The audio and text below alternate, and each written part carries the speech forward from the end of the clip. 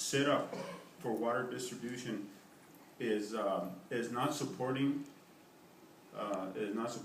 the expenses that go with delivering water to Duran and even for Vaughn. As you saw, we made the headlines several before my taking over. We were behind audits. One of the reasons why we were behind audits is because we didn't have the money to pay the auditors, and there was other bills that we were unable to pay. But we're not going to let the people from Duran suffer, not having water. We're doing the best that we can. We're going to have to replace meters. Those are at $100 a piece. Last night, this morning at 4 o'clock, the power went out. Lightning plays a big part in our lives over there as it relates to the wells and the booster pumps. To get water to Duran, I told you before that it's about 12 miles across there, and it goes up a hill and then down. The storage tanks are kind of like on the way down towards Duran, about 3/4 of the way from Highway 60 to Highway 54. We've had to replace those pumps at the price of $1,200 a piece, and like I say, they're expenses that we really can't afford. But the other thing in our conscience is, we're torn between a rock and a hard place about furnishing water, and we have continued to supply water, and we're asking for the county to help us out with that, because our people are suffering as well, because we're using resources that we need for our town to help out the rain. So that's basically what is there. Whatever you can do for us. I do want to say that we appreciate the road foreman went over there, and we have an access road now along the line, so it makes it easier for us to get. We've had to fix already about 3 leaks this summer, and it's a lot easier to access those leaks, because we have a good surface to get to the problem. So again, we're open to any questions, and if you want to come out anytime and see what we got there, we're just trying to do good for people that have need. Thank you. As the commissioners first, Mr. Garcia, if you'll hang on just a second, please, sir. If they have any questions? The question is, and you already, I guess, explained that, and the booster pumps are the important part of getting water to Duran. And I know there's only, about a 2-inch line? It's a 2.5-inch line. A 2.5-inch line. That's not very much water that can go on that line, really. But for the amount of people that we have in Duran, it probably it's what they can get right now. I know they probably would like to have more, but that's what we got, and that's what we got to work for. And I think we do need to help out financially to buy those pumps, because it is our people that live out there. I know it was said that maybe 36 are not important, but to me they are, and it'll always be. So I don't know if you have a monetary amount that you're requesting for, or we had requested 20,000.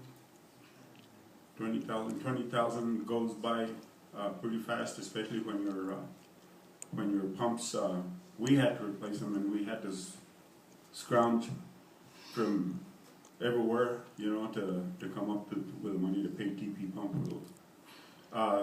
The way we make that line work is that we have storage tanks 3/4 of the way, and so that's why we make several trips. The tanks, we have to go by Duran and then into the pasture there where the tanks are at, Singleton, and that is 16 to 18 miles, depending on how we go, because you had to go the roundabout way. It's not a road that goes straight to it. I know also we put in our ICIP for, I think it was $10,000 to see if we can get help from the legislature this coming session. And we did request that $10,000 for that purpose of trying to help Duran with that water problem that they've had before. So, I don't know, Commissioner Tapia. Mr. Garcia, what do you charge per gallon for your water? Duran, for gallon, we, they're paying at the rate of $7.58 per thousand.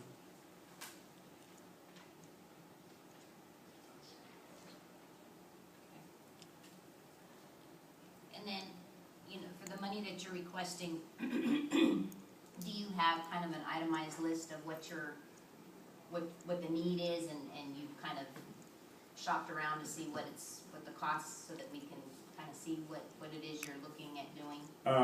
Currently, one of the audit findings was that, and our records are getting up to par now, so that audit 2013 will be a good audit versus a disclaimer. So at this point in time, we don't have exact, we know that we're in the hole because we didn't get any money from nowhere, we had to pay for it. So it's a pretty close estimate is we're over 20,000 from our water department, which would be revenues that belong to Vaughn that we've had to spend on the Duran line.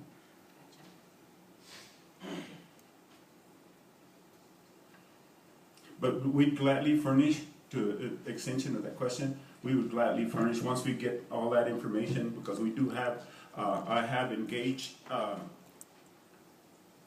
gentleman from the DFA that is helping us out to get our all our books up to par. I came into a situation that required all of that, and we're getting it done, but we're not quite there yet.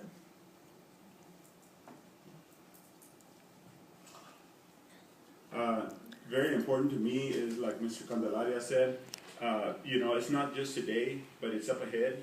You know, I'm going to come and go, but there's going to be people there, and we all need water, and we just, you know, my attitude, my philosophy is that I want to leave it better than it was, at least as good or better than it was, you know, because there'll be people there that have need.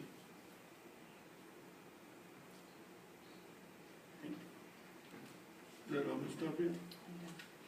Okay, Mr. Garcia, several questions that I have, and to add on to what Ms. Tapia, I think her question, if I understood it right, was if you had a itemized list of what was needed, what was, you know, what the money would be spent for, you know, and instead of just giving you money, you know, if you could come to the commission, you know, and show us what your needs are, to where we could see how the money was going to be spent.